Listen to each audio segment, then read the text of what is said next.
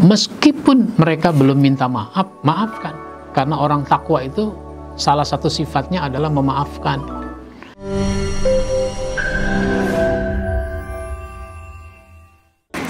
Assalamualaikum warahmatullahi wabarakatuh. Alhamdulillahi rabbil alamin. Wassalatu wassalamu ala asyrafil anbiya wal mursalin wa ala alihi wa ashabihi ajma'in, amma ba'd. Saudaraku kaum muslimin yang dimuliakan Allah subhanahu wa ta'ala, setiap kita tentu ingin menjadi orang-orang yang bertawakal, berusaha, lalu kita serahkan hasilnya kepada Allah subhanahu wa ta'ala. Kenapa kita harus bertawakal? Karena keutamaannya memang sangat besar. Kita sudah bahas pada episode terdahulu. Sekarang kita sambung keutamaan tawakal kepada Allah, yaitu yang keenam, dicintai oleh Allah subhanahu wa ta'ala. Orang yang bertawakal Allah cinta, Allah senang kepadanya. Ini disebutkan di dalam surat Ali Imran ayat 159. Ayat ini turun berkenaan dengan Rasulullah kecewa berat dengan para sahabat. Kenapa kecewa? Karena kalah dalam perang Uhud. Sebenarnya yang membuat Rasul kecewa bukan soal kalahnya. Meskipun 70 sahabat meninggal dunia, termasuk pamannya Hamzah.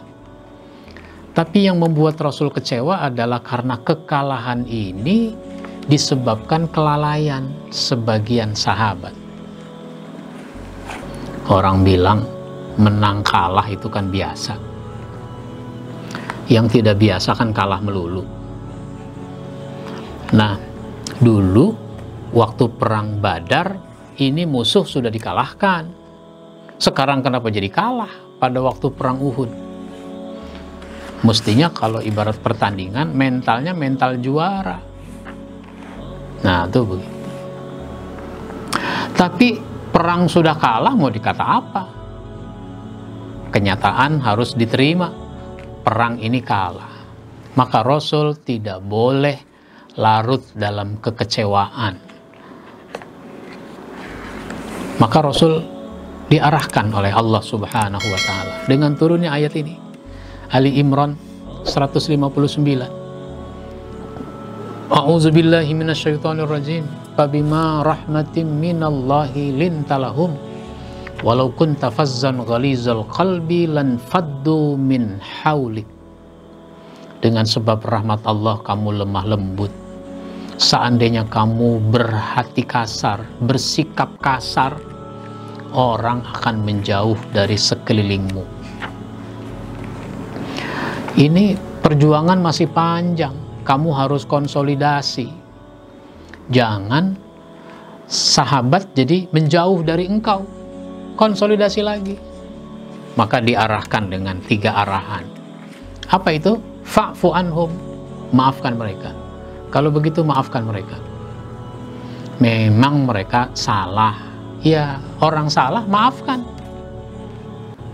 Untuk selanjutnya nanti diperbaiki.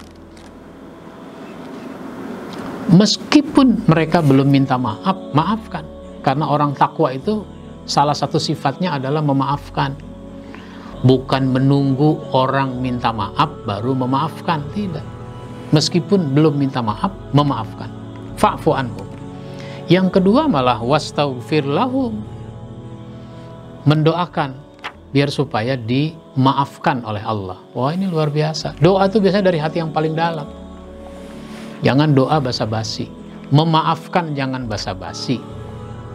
Maka buktikan pemaafan itu dengan mendoakan. Mendoakan. Doa yang tidak diminta. Kan kadang-kadang orang meminta. Bang, doain saya ya bang. Nah, ya saya doain. Orang itu pergi. Terima kasih bang. Udah ngedoain belum? Belum, baru janji. Sama halnya dengan orang menjenguk orang sakit. Ketika menjenguk orang sakit, mestinya kita langsung mendoakan. Tapi kan ngobrol ngalor ngidul, ngobrol, lihat jam, wah udah mau maghrib nih. Saya permisi dulu ya. Iya, doain ya biar supaya sehat. Iya, saya doain. Udah ngedoain belum? Belum. Pulang dia. Jadi yang bagus, kita itu mendoakan orang meskipun dia tidak minta didoakan. Nah ini soal orang salah. Doakan dia meskipun dia tidak minta didoakan. Wastaghfir lahu. Doakanlah biar supaya dimaafkan oleh Allah.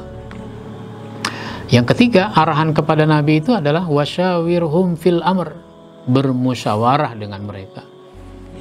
Buktikan bahwa kamu sudah memaafkan, sudah mendoakan. Bagaimana pembuktiannya? Ya ajak musyawarah, libatkan mereka dalam proses pengambilan keputusan. Wah, ini tidak gampang bagi seorang pemimpin. Yang enak orang salah dipecat, selesai. Tapi nggak begitu perjuangan. Nah, faiza azamta fatawakkal 'alallah. Apabila kamu sudah berazam, sudah membulatkan tekad, bertawakal kepada Allah. Kenapa? Innallaha yuhibbul mutawakkilin. Sesungguhnya Allah cinta kepada orang yang tawakal.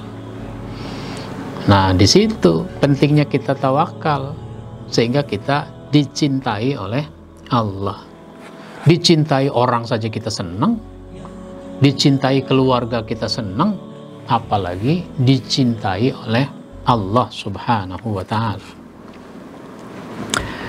Lalu yang ketujuh, ini keutamaan yang terakhir, yang ketujuh, orang kalau tawakal kepada Allah maka dia akan dimasukkan ke dalam surga. Surga itu disediakan oleh Allah untuk yang beriman, untuk yang beramal soleh, untuk yang melakukan kebaikan-kebaikan di dalam hidup ini. Maka salah satunya adalah tawakal kepada Allah. Disebutkan di dalam surat Al-Ankabut, surat 29, ayat 58, ayat 59. Di sini Allah Subhanahu wa ta'ala berfirman, walladzina amanu wa amilus solihati lanubawwi'annahum minal jannati ghurafan tajri min tahtihal anhar khalidina fiha ni'ma ajrul amilin. Ini menegaskan bahwa orang-orang yang beriman dan mengerjakan amal soleh, sungguh mereka akan kami tempatkan pada tempat-tempat yang tinggi, tempat-tempat yang terhormat di dalam surga. Mengalir di bawahnya sungai-sungai, mereka kekal di dalamnya. Itulah sebaik-baik balasan bagi orang-orang yang melakukan kebajikan. Alladzina sabaru wa ala rabbihim yatawakkalun. Bagaimana bentuk kebajikan yang mereka lakukan dalam kehidupan di dunia? Yaitu orang yang bersabar. Kebajikan yang dia lakukan, yang dia tunjukkan adalah sabar. Sabar. Sabar itu dia bertahan dalam kebenaran, menahan diri, mengekang diri dari melakukan sesuatu yang tidak dibenarkan oleh Allah karena dia mengharap ridha Allah. Nanti kita akan bahas tersendiri soal sabar itu. Lah kemudian bentuk kebajikan yang membuat orang masuk ke dalam surga itu adalah karena dia bertawakal kepada Tuhannya, bertawakal kepada Allah Subhanahu wa ta'ala. Nah, oleh karenanya semua kita dalam hidup ini berusaha, sedangkan hasilnya kita serahkan kepada Allah Subhanahu wa ta'ala, sehingga dengan tawakal itu Allah sudah siapkan surga untuk kita semua. Maka Rasulullah mencontohkan, mengajarkan, membina para sahabat agar menjadi orang-orang yang bertawakal kepada Allah Subhanahu wa Ta'ala. Nanti kita akan bahas bagaimana bentuk-bentuk tawakal itu agar kita bisa mewujudkannya dalam berbagai aspek kehidupan yang kita jalani. Inilah keutamaan tawakal yang kita bahas. Insya Allah kita sambung pada episode berikutnya tentang bentuk-bentuk tawakal. Wabillahi taufiq wal hidayah. Wassalamualaikum warahmatullahi wabarakatuh.